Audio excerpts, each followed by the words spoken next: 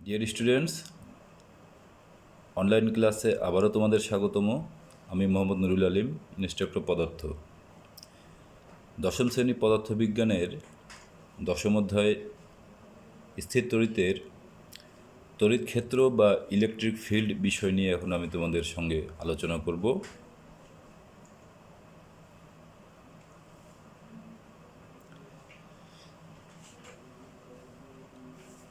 Electric field হলো বা তড়িৎ ক্ষেত্র হলো কোনো স্থানে চার্জ স্থাপন করলে উক্ত চার্জটি যে অঞ্চল জুড়ে তার প্রভাব বিস্তার করে, অর্থাৎ অন্য কোনো বস্তু বা চার্জিত বস্তুকে আকর্ষণ বা বিকর্ষণ করতে পারে,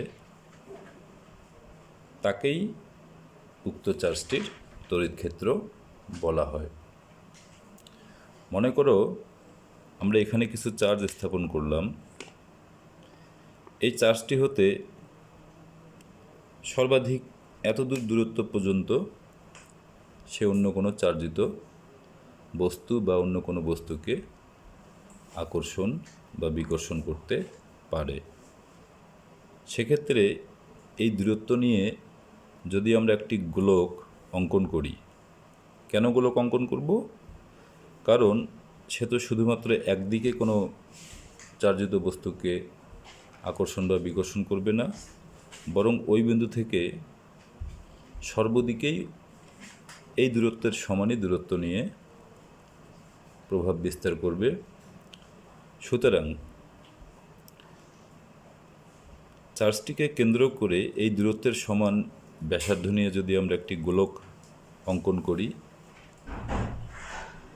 তাহলে এই গোলকটির পৃষ্ঠ পর্যন্ত, কেন্দ্র থেকে পৃষ্ঠ পর্যন্তই হবে তার তড়িৎ ক্ষেত্র। একটি তড়িৎ ক্ষেত্র কতটুকু তীব্র তা বুঝতে গেলে আমাদেরকে একটি পরীক্ষণীয় চার্জ নিতে হবে। এক্ষেত্রে আমরা 1 কুলম্ব ধনাত্মক চার্জকে পরীক্ষণীয় চার্জ হিসেবে বিবেচনা করি। মনে করা হলো এখানে আমাদের যে পরিমাণ চার্জ আছে তা হয় ধনাত্মক না হয় ঋণাত্মক। ক্ষেত্রের জন্য আসলে যে ক্ষেত্রের যে চার্জটি, এই ক্ষেত্রের চার্জটি এটি ধনাত্মকও হতে পারে, ঋণাত্মকও হতে পারে। আমাদের সেই পরীক্ষণীয় 1 কুলম্ব চার্জটিকে আমরা যদি এই স্থানে স্থাপন করি, তাহলে নিশ্চয় এর উপর একটি আকর্ষণ বা বিকর্ষণ বল, যদি এ ধনাত্মক চার্জ হয় তবে বিকর্ষণ করবে, আর যদি ঋণাত্মক চার্জ হয় তাহলে আকর্ষণ করবে। তো এই স্থানে রাখা হলে সে যে পরিমাণ বল অনুভব করবে, ওই 1 কুলম্ব ধনাত্মক চার্জটিকে আমি যদি একটু দূরে অবস্থান করাই, তো কুলম্বের সূত্র অনুসারে এই বলটি অনেক কমে যাবে। অর্থাৎ এই বিন্দুর চেয়ে এই বিন্দুতে ওর উপর অনুভূত আকর্ষণ বা বিকর্ষণ বলটি কম হবে। তখন আমরা বলতে পারি যে এই বিন্দুর তড়িৎ ক্ষেত্রের মান এই বিন্দুর চেয়ে কম। সংজ্ঞানুসারে তোমরা বিষয়টি আরও ভালো করে বুঝতে পারবা। তড়িৎ ক্ষেত্রের কোনো বিন্দুতে একক ধনাত্মক চার্জ স্থাপন করলে তার উপর যে পরিমাণ আকর্ষণ বা বিকর্ষণ বল ক্রিয়া করে, তাকেই ওই বিন্দুর তড়িৎ ক্ষেত্রের মান বলা হয়। একে আমরা ই দ্বারা প্রকাশ করি। গাণিতিকভাবে মনে করো যে তড়িৎ ক্ষেত্রে কোনো বিন্দুতে আমরা কিউ কুলম্ব চার্জ স্থাপন করছি। এখানে একক চার্জ স্থাপন না করে কিউ কুলম্ব চার্জ স্থাপন করছি। বিষয়টিকে আরও পরিষ্কার করার জন্য আমি তোমাদের বলছি, ধরো যে এখানে আমরা 10 কুলম্ব চার্জ স্থাপন করছি। এতে দেখা গেছে এই যে কেন্দ্রের যে আমাদের ক্ষেত্র তৈরিকারী চার্জ, এর উপর 100 নিউটন বল প্রয়োগ করছে। তাহলে 1 কুলমের জন্য বলটি কত হবে?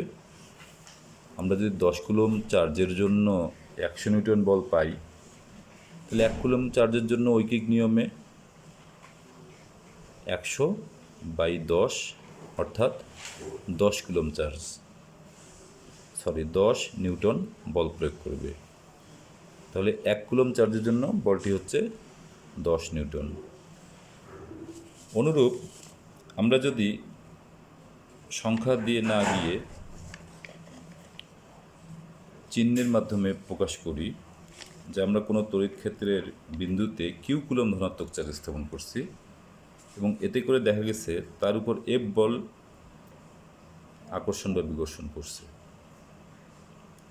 তাহলে তড়িৎ ক্ষেত্রের সংজ্ঞানুসারে বোঝাই যাচ্ছে মোট বলকে যদি আমি চার্জ দিয়ে ভাগ করি, ওই চার্জটি, যে চার্জটি পরীক্ষণীয় চার্জ, উদাহরণে যেটা আমি 10 কুলম চার্জ বললাম, তা এর মান হবে F/Q। আর যেহেতু তড়িৎ ক্ষেত্রকে ই দ্বারা প্রকাশ করা হয়, সুতরাং ই ইকুয়াল হবে F/Q।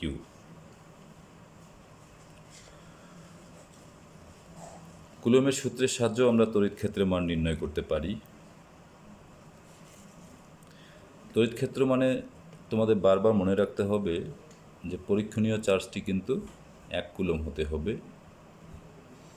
মনে করা হলো যে এখানে কিউ পরিমাণ চার্জ স্থাপন করা হলো, সেখান থেকে আর দূরত্বে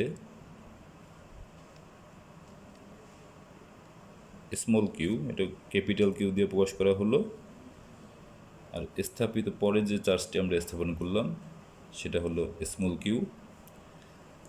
তাহলে এর উপর মোট তড়িৎ বল কুলমের সূত্র অনুসারে কত হবে? F ইকুয়াল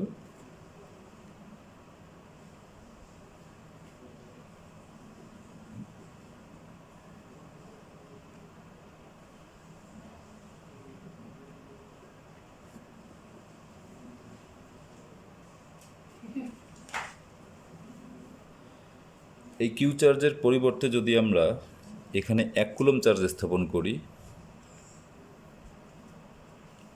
তাহলে ওই চার্জটির উপর যে বল অনুভূত হবে সেটি হলো তড়িৎ তীব্রতা। যেহেতু একে ই দ্বারা প্রকাশ করা হয়, তাহলে এই কিউ এর স্থানে আমরা 1 কুলম চার্জ স্থাপন করব এবং যে ফলাফলটি পাব তা হচ্ছে,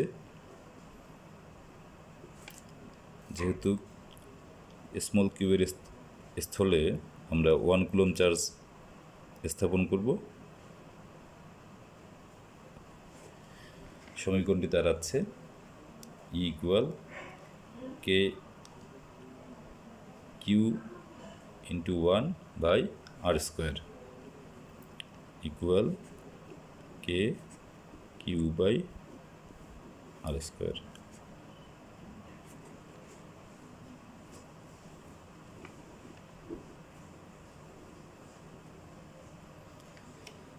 তাহলে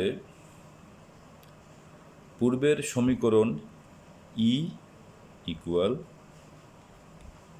F/Q এবং কুলমের সূত্র থেকে যদি আমি তড়িৎ ক্ষেত্রের মান বাহির করি, সেটা হচ্ছে কে কিউ/r²।